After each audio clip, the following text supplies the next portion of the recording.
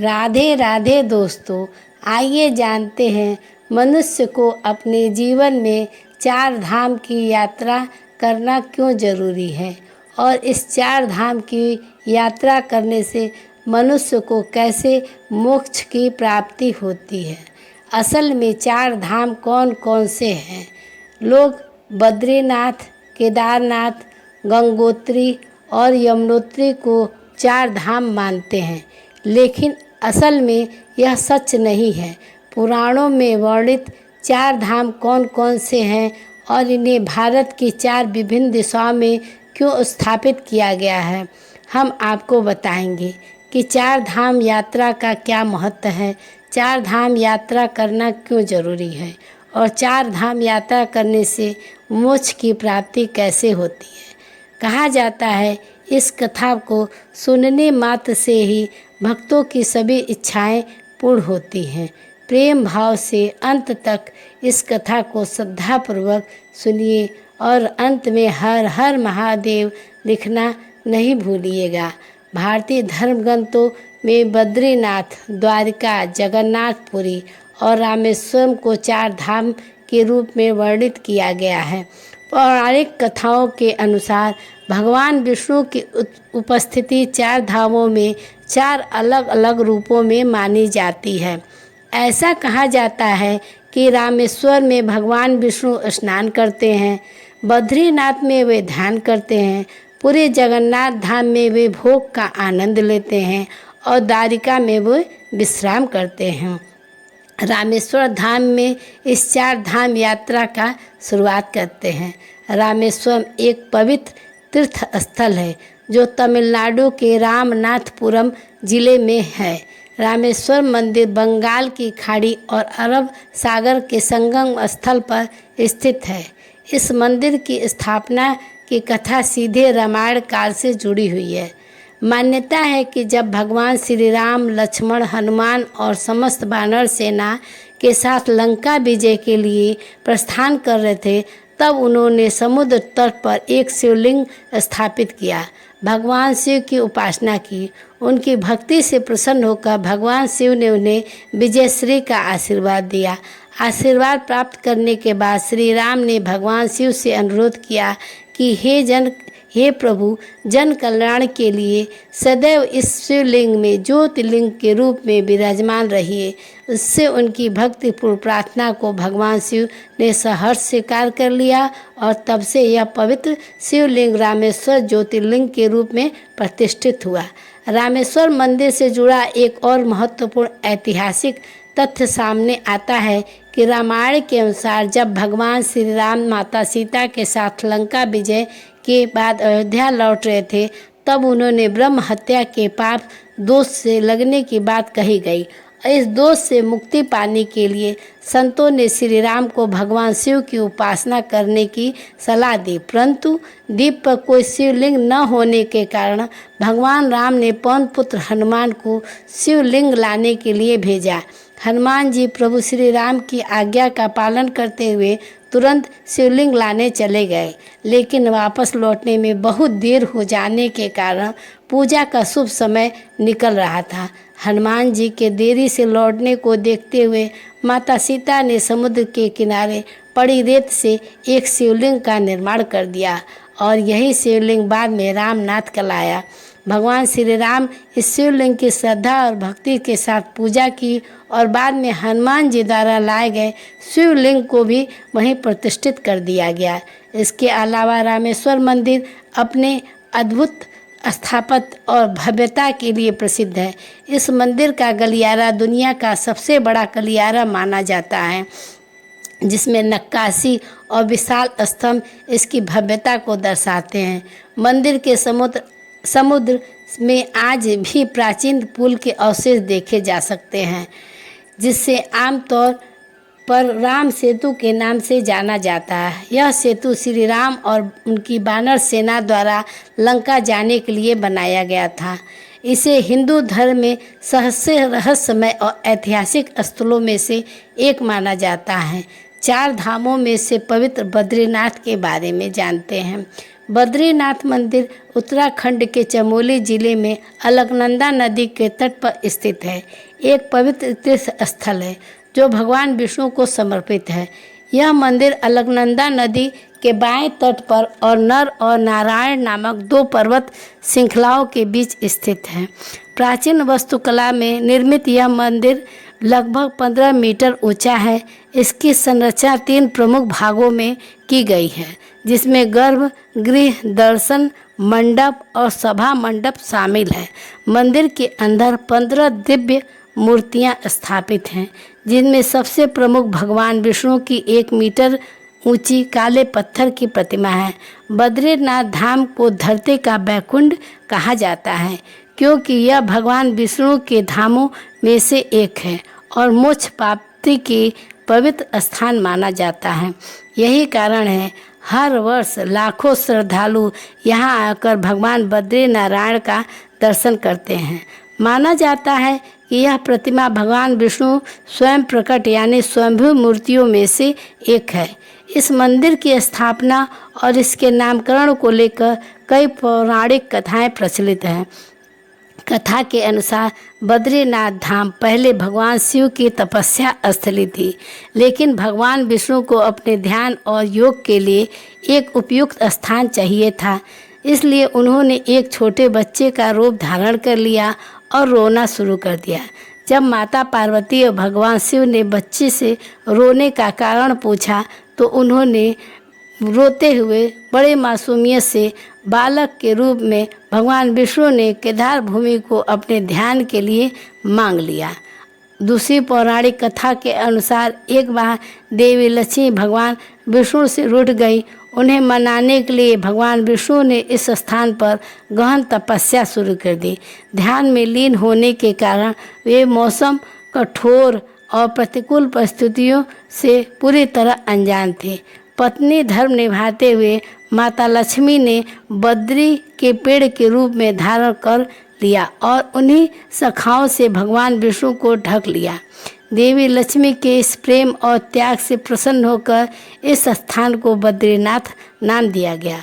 बद्रीनाथ धाम को लेकर एक मान्यता यह भी है कि जो भक्त यहाँ दर्शन कर लेता है वह जीवन और मृत्यु के चक्र से मुक्त हो जाता है। इसके अलावा बद्रीनाथ धाम में भगवान शिव को ब्रह्म हत्या के पाप से मुक्ति मिली थी। इसी कारण इस स्थान को ब्रह्म कपाल के नाम से भी जाना जाता है। ब्रह्म कपाल एक पवित्र ऊंची शिला है जहाँ पितरों के लिए श्राद्ध तर्पण किया जाता है। मान्यता है कि इस स्थान पर श्राद्ध करने से पितरों को मोक्ष और शांति की प्राप्ति होती है।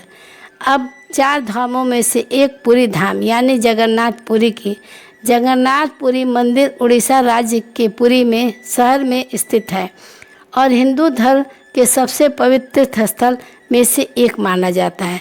जगन्नाथ शब्द का अर्थ है जगत के स्वामी और इस मंदिर में मुख्य रूप से 3 देवताओं की पूजा होती है। भगवान जगन्नाथ, उनके बड़े भाई बलभद्र और उनकी बहन सुभद्रा।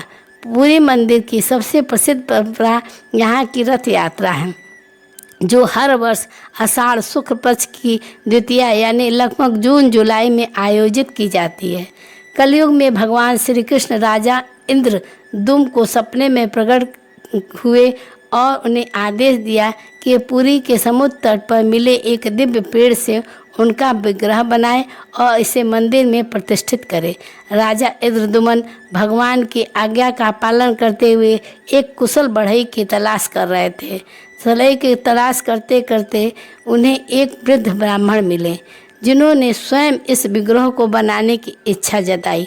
हालांकि उस ब्राह्मण ने एक शर्त रख दी कि वह विग्रह को एक बंद कमरे में तैयार करेगा और वह जब तक मूर्तियां बनाएगा तब तक कोई दरवाज़ा नहीं खोलेगा। यदि किसी ने अंदर झांका या दरवाज़ा खोला तो मूर्तियों का निर्माण अधूरा छोड़ देगा। राजा इंद्रदुम्न ने इस शर्त को स्वीकार कर लिया और वृद्ध ब्राह्मण मूर्तियों का निर्माण में जुट गए। शुरुआत में तो कमरे से लगातार लकड़ी तराशने की आवाज़ आई, जिससे सभी ने विश्वास था कि मूर्तियां बन रही हैं। लेकिन कुछ दिन बाद अचानक कमरे से आवाज़ आनी बंद हो गई। राजा और रानी को यह संदेह होने लगा, कहीं उस वृद्ध ब्राह्मण के साथ कोई अनहोनी तो नहीं हो गई है। कई दिनों से कमरे के भीतर से कोई आवाज़ नहीं आ रही है, जिससे उनकी चिंता और बढ़ गई। आखिर में इस संशय में राजा इंद्रद्युम्न ने कमरे का दरवाज़ा खोलने का निर्णय लिया। जैसे ही दरवाज़ा राजा ने खोला तो देखा विग्रह अधूरे थे। भगवान जगन्नाथ, बलभद्र और सुभद्रा की मूर्तियों के हाथ पैर पूरी तरह तराशे नहीं गए थे। उसी क्षण राजा को एहसास हुआ, वह रहस्यमय वृद्ध कोई साधारण बढ़ई नहीं, बल्कि स्वयं देव शिल्पकार विश्वकर्मा थे, जो भगवान की दिव्य मूर्तियों का निर्माण कर रहे थे। लेकिन मैंने उनकी शर्त तोड़ी और शर्त तोड़ने के कारण वे अधूरी मूर्तियां छोड़कर अंतर्ध्यान हो गए। हालांकि राजा ने इसे ईश्वर की लीला माना और उस अधूरी मूर्तियों को ही मंदिर में स्थापित कर दिया। यही कारण है कि जगन्नाथ मंदिर में अन्य मंदिरों की तरह पत्थर या धातु की मूर्तियां नहीं हैं, बल्कि विशेष प्रकार की लकड़ी से बनी मूर्तियों की पूजा की जाती है। जगन्नाथ मंदिर भगवान विष्णु के 8वें अवतार श्री कृष्ण को समर्पित है। वर्तमान में जो मंदिर भक्तों को दिखाई देता है, उसका निर्माण 7वीं शताब्दी में हुआ था। हालांकि इतिहास में यह मंदिर 3 बार टूट चुका है। इस मंदिर से जुड़ी सबसे आश्चर्यजनक बात यह है कि मंदिर के शिखर पर लगा लाल ध्वज हमेशा विपरीत दिशा में लहराता रहता है। वैज्ञानिक दृष्टि से इसका कोई ठोस प्रमाण नहीं मिल पाया है और यह आज भी एक रहस्यमय बना हुआ है। इसके अलावा मंदिर के शिखर पर स्थित सुदर्शन चक्र भी अपने आप में अद्वितीय है। पुरी में किसी भी स्थान से इस चक्र को देखें तो यह हमेशा ऐसा प्रतीत होता है वह सीधा हमारी ओर ही देख रहा है। इस रहस्यमय संरचना को नील चक्र भी कहा जाता है और यह अष्ट धातु से निर्मित है। इन अद्भुत रहस्यों और दिव्य मान्यताओं के कारण जगन्नाथपुरी मंदिर को हिंदू धर्म का एक अनमोल आस्था केंद्र माना जाता है, जहां भक्तों की श्रद्धा और भक्ति हर वर्ष लाखों की संख्या में उन्हें खींच लाती है। अब आपको 4 धाम में से एक द्वारकाधीश मंदिर के बारे में बताते हैं। यह भव्य मंदिर भारत के पश्चिम तट पर गुजरात में अरब सागर के किनारे स्थित है। द्वारका नगरी को भगवान श्री कृष्ण का पवित्र निवास स्थान माना जाता है। यह न केवल भगवान श्री कृष्ण के शासित राज्य के रूप में प्रसिद्ध है, बल्कि धार्मिक मान्यताओं के अनुसार भगवान विष्णु ने भी यहाँ शंखासुर नामक राक्षस का वध किया था। भगवान श्री कृष्ण को द्वारका की स्थापना क्यों करनी पड़ी, इसके पीछे भी एक रोचक और ऐतिहासिक कथा छिपी है। जब भगवान श्री कृष्ण ने मथुरा के अत्याचारी राजा कंस का वध कर दिया तो कंस के ससुर मगधराज जरासंध ने इस पर क्रोधित होकर यादव वंश का संहार करने का संकल्प ले लिया। अपने प्रतिशोध की आग में जलते हुए जरासंध बार बार मथुरा और यादव पर आक्रमण करता था, जिससे नगरवासियों को संकट का सामना करना पड़ता था। अंत में यादव की सुरक्षा और शांति सुनिश्चित करने के लिए श्री कृष्ण ने मथुरा छोड़ने का निर्णय लिया। सभी यादव को एक साथ लेकर नई नगरी बसाने के उद्देश्य से भगवान श्री कृष्ण विश्वकर्मा को द्वारका नगरी की स्थापना करने की निर्देश दिया। विश्वकर्मा ने अपने दिव्य वास्तुशिल्प कौशल का प्रयोग करते हुए मात्र एक ही रात में इस भव्य और अभेद नगरी का निर्माण पूरा कर दिया। इसके बाद भगवान श्री कृष्ण अपने सभी यादव बंधुओं के साथ द्वारकापुरी चले गए और वहां से अपना शासन संभाला। उन्होंने द्वारका नगरी पर पूरे 36 वर्ष तक राज्य किया। जब श्री कृष्ण ने वैकुंठ प्रस्थान किया तो यह अद्भुत घटना घटी। भगवान की यह स्वर्णिम नगरी स्वतः समुद्र में समा गई और अंत में सिर्फ श्री कृष्ण का मंदिर ही बचा।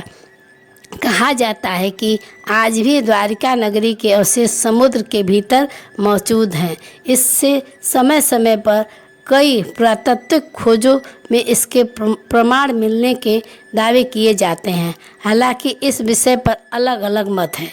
कहते हैं कि जब द्वारका नगरी समुद्र में समा गई तब भगवान श्री कृष्ण परपोते बजधाम ने मुख्य मंदिर का निर्माण कराया, जिसे आज का द्वारकाधीश मंदिर कहा जाता है। माना जाता है कि यह मंदिर लगभग 2500 वर्ष पुराना है। यह मंदिर 7 मंजिला है और इसमें 2 मुख्य द्वार हैं, जिन्हें स्वर्ग द्वार और मोक्ष द्वार कहा जाता है। द्वारकाधीश मंदिर लगभग 157 फीट ऊंचा है और इसके शिखर की ऊंचाई 43 मीटर है। शिखर के मंदिर पर एक विशाल ध्वज लगा हुआ है, जिस पर सूर्य और चंद्रमा का प्रतीक अंकित है। इस ध्वज की सबसे अद्भुत बात यह है कि यह इतना विशाल है कि इसे 10 किलोमीटर की दूरी से भी स्पष्ट रूप से देखा जा सकता है। इस पवित्र ध्वज को दिन में 3 बार बदला जाता है और यह परंपरा सदियों से चली आ रही है। हर बार ध्वज परिवर्तन के दौरान श्रद्धालु बड़ी संख्या में एकत्र होते हैं और इसे देखने मात्र से स्वयं को धन्य मानते हैं।